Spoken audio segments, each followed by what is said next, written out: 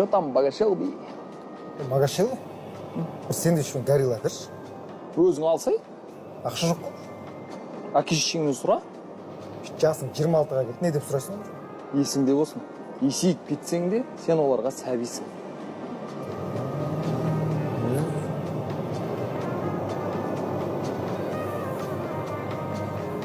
Алло, мама.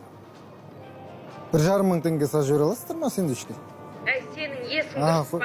Қойш. Сізге көмектесе ма десем, ақша Сондай оғым. Сені алматыда жұмыс істеп Болды, мама, түсті, рахмет. Что там?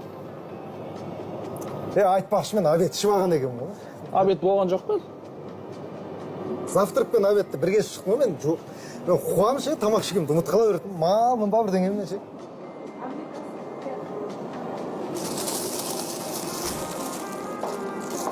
Соң.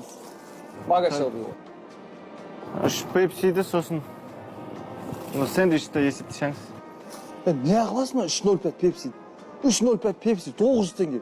2-литровый кола 850 теңге. Зато 50 теңге экономдайсың.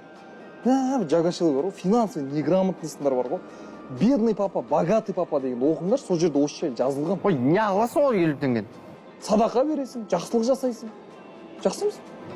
Иә. Жай 2-литровый кола бар ғой, иә? И мынау үшеу. 50 теңгесіне 2 темекі берсеңіз. Жаңа садақаң не болды?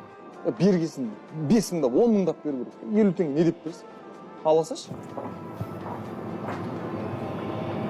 Есептесеңіз. Сэндвич әпереді, сэндвич әпермейді. Әй, қолың. Сэндвич әпереді, сэндвич әпермейді. Сэндвич әпереді, сэндвич әпермейді. Маған да ағасыңдар ма не?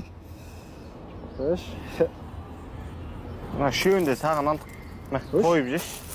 Рахмет, жектер ұмытпаймын.